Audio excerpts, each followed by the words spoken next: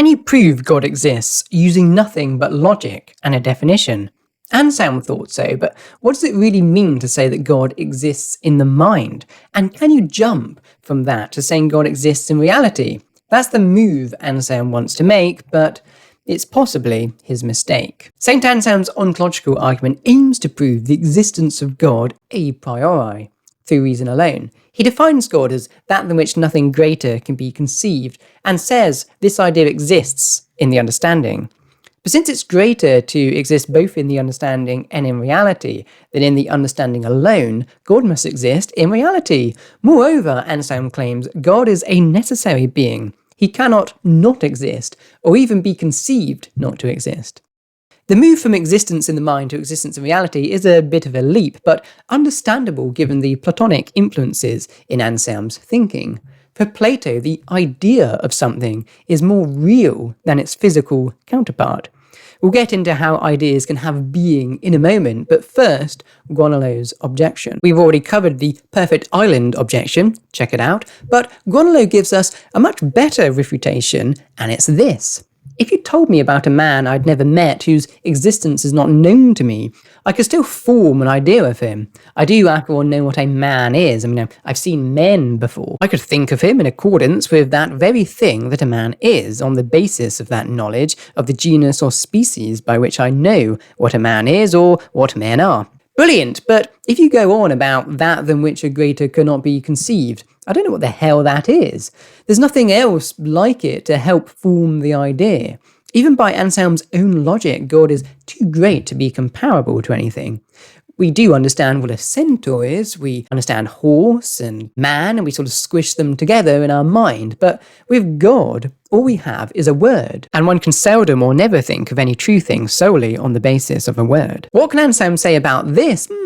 Tricky. Well, Anselm simply appeals to Gaunilo's faith and conscience as a Christian, as if to say, you, Gaunilo, understand exactly what God means, you worship him every Sunday, so stop mucking around.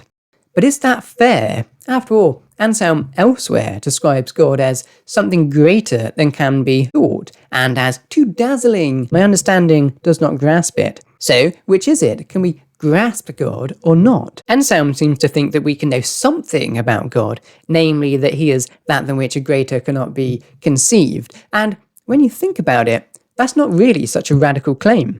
Sure, Thomas Aquinas rejected the ontological argument. It's not obvious to everyone, he says, that God is to be understood as that than which a greater cannot be conceived. A priori proofs of God, he says, aren't possible, and we must rely on sense experience. However, this definition hardly seems inappropriate. St. Augustine, for instance, speaks of God as a being than which there is nothing better or more exalted. And isn't that exactly how God is understood in the Judeo-Christian tradition? Would anyone be tempted to say, actually, there is something greater than God, something more perfect than perfection, something more powerful than all-powerful? Surely not. So Anselm's definition isn't the issue. The question is, what does it mean to say that God exists in the understanding? Anselm is something of a Meinongian. Not an insult, it's simply that he believed that things exist in the mind alone and that one can talk meaningfully about these things without presupposing their existence in reality. Alexius Meinong, centuries after Anselm, developed a theory of objects. The motivation behind it? The weird problem of truth and non-existence.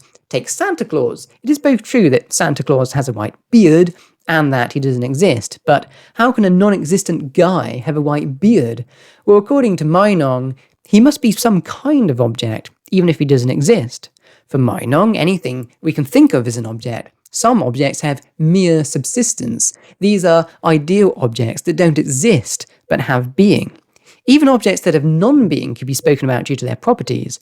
A golden mountain has no being, but it is still golden and a mountain. Now, this is great news for Anselm because, if true, it means we can intelligibly talk about things that exist only in the mind without presupposing they're real.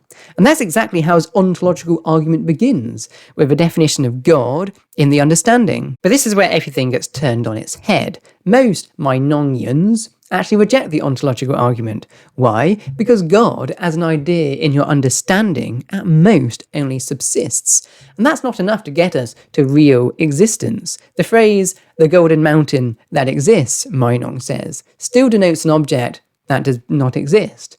What about a something, a greater than which cannot be conceived, existing in the mind? Well, this simply denotes an object that is less great than it would be if it existed in reality.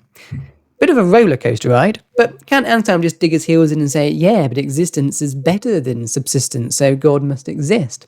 He can try, but this assumption wouldn't change anything for Meinong. Just because the ideal object is one that a greater cannot be conceived, would not qualify this object for real existence.